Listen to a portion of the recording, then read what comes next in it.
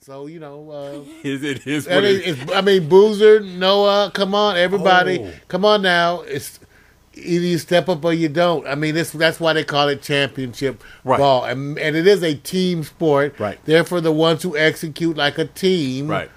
that's the variable. That's how you beat. That's how you beat people who are better than you, right? By out hustling them. Yep. Teamwork. You use the things that you can. Yes. But that's the formula. So. Yeah, you hit it. And we're not going to spend a lot of time on this because it's the Atlanta Hawks, which I think everybody said they would get swept. Now, they're 2-2. And, yes, offensively, Chicago has a problem. They wish they can get Dang. They wish they can get everybody around the perimeter to score more points. It's not happening. Right. Boozer is not the Boozer we knew in Utah. He's not there. And when they got him, I said, oh, my God, this is big. He is not the same person. Now, he's been in the league for a little while, but I think what they're going through is with the Kobe syndrome. Derek gets the ball, and they tend to just get stagnant. That's where I go. They got to see, well, like I said, some stuff is back to coaching and desire again. You got it. And the coach has to recognize, and they're going, well, put the ball in somebody else's hand. I said, the hard part about it is you really don't have somebody else's hand who can dictate the tempo, all your players. But give Chicago this. They say when all else fails, we still play defense. At least some. Right. So and hustling defense. Right. So the part that I'm saying here is that I go, wow, Miami has a good shot to say our worst games or our toughest games it's the Celtics. After that, it looks a little bit easier, but we don't know. Man, we go to this do you believe, and this is simple straight. We have already discussed what we think about Andrew Bynum's cheap shot, but moving forward, he's going to have a reputation, Mario, and that reputation will always kind of precede him. Is he now going to be, do you believe he's going to be the tough guy? No. Or the boo bully for the cheap shot? For either one of them, it's just an aberrant event, and they have too many other things, like even Lamar. Right. Excuse me. I don't think you're going to look at Lamar as a cheap shot artist. But it's also, you're not going to look at him as being tougher either. That's the part that's so funny. It's just that they had a moment where they went insane. And that's all that people are going to think. Wait a minute. They're not going to get, you know what, it would almost be good if they could get being known as being tough out of it. That would almost be a little helpful. I don't think people even they're just going to see it as a fluke. I know, I agree. As a fluke, both of them, because neither one of them has that personality. No. They just don't. So I don't care if you saw Lamar pull out the gun, you go, come on. No, Lamar. it's not him. It's not just Put it up. Right. He's like Dwight Howard. Right. They can play well. You want to go on and play well because you're a great athlete and all that. Right. You are not a killer mentality person. No. Now, you hit the nail on the head, and I agree with you. You're not. It's unfortunately that, Andrew, you're going to suffer. But here's the part that I think that a lot of coaches are going to like. Maybe the fans won't like it. They go, you kind of grown up since you've been in the league 6 years.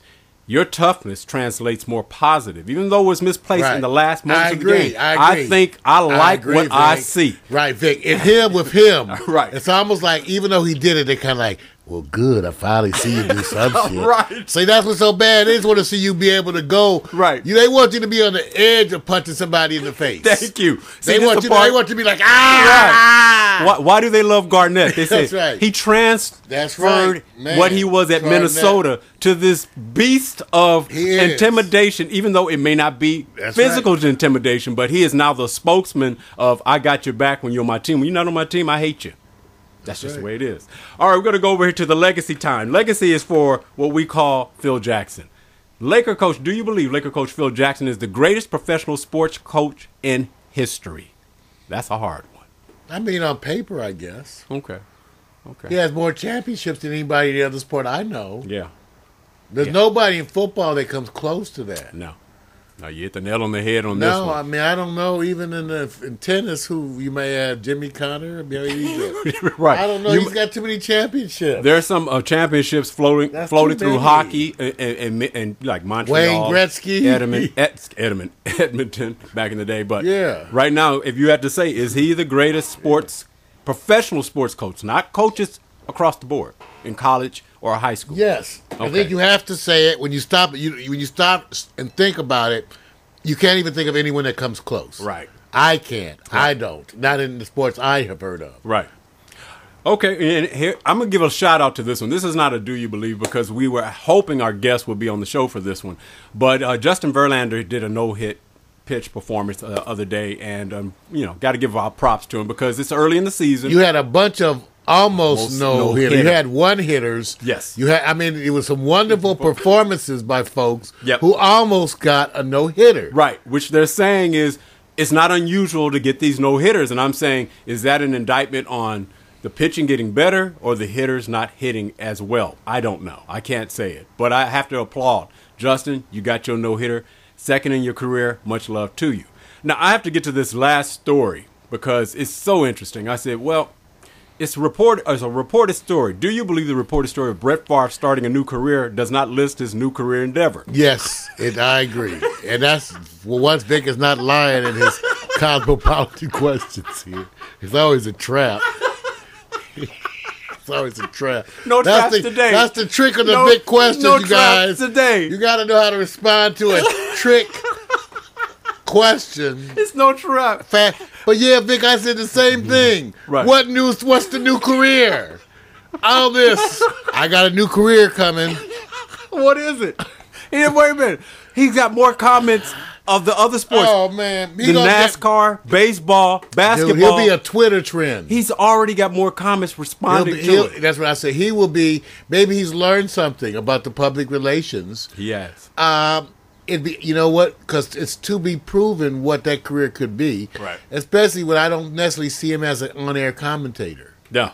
He hasn't shown that kind of a thing real too well. No, but he may.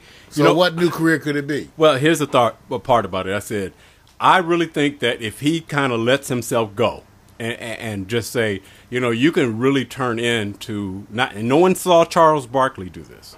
I said, if you go with who you are from where you are, you can actually become that kind of personification. We don't see it yet. I don't know how much he's used to joking and kicking it around, talking about other folks. Now, you notice that Charles is good at that, and Terry, too, from the NFL. You have to be willing to be more joking, at least. That's right. And that's why, Larry Bird doesn't get to comment a lot, No, he doesn't. No, he doesn't. And Mario, look. See, and he's wonderful insight. It's just he's too serious. Right. All of them are just, some of them are just too. No, when Charles Barkley was doing his enforcement job, he was the guy trying to fight against Shaquille O'Neal. He basically was coming after you. You did not see this personification of him.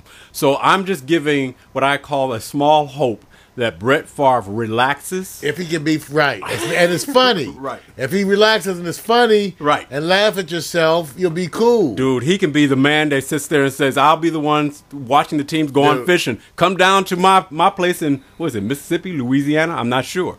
I think he can do it, but I just don't know if he's going to relax. That's the No. And if you look at the ranks, he would want to break into the NFL broadcast teams. They got some pretty good ones. Yes. Solid. They're very solid. Yes. Even though I think the NBA broadcast teams have taken it to a new level of camaraderie.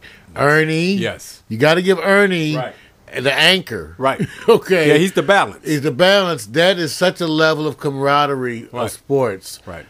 That is the one thing that's actually wonderful today is the broadcasting teams. Even the women that are broadcasting, they are so good. They are so excellent. Right. And what they know and present. What I like what they're doing, Mario, and I say this, the part that you're following either with ESPN and First Take or whatever, and Charles Barkley, they're enjoying how they enjoy themselves. It's not a factoid, be exact. It's the idea of how they interact with how they're going to present the stuff. And I said, it's always been my form of entertainment. I don't need anyone to tell me and repeat all the stats. I can go get that for myself. Right. So the part I love about it, I said, Charles is willing to be the victim. And people just enjoy asking him questions. Does it matter if it's right? No. Kenny sits there and he's like, that's my road dog. We're going to talk about each other. And I think Chris Webber, who sits over here, and I'm going, notice you can plug anybody into his system. Right. You can. And Chris fits well, but it's their system. Right. Chris brings the intellectual side. Really interesting combination. I love it. I wish it was more of it. And we're trying to get a female woman, sports enthusiast, to sit on the side of Mario and myself and try to wage us in the war of sports. That's right. Gird your loins. And I'm done. All right, everybody. I'm done. Long sports segment, man. Long. I don't know. Maybe it's... Everybody. That's new news. The two-headed Vic. The new news sports coming in live. Hot sports today's all hot and sporty. Sporty, stinky, and all that. Hey, yeah.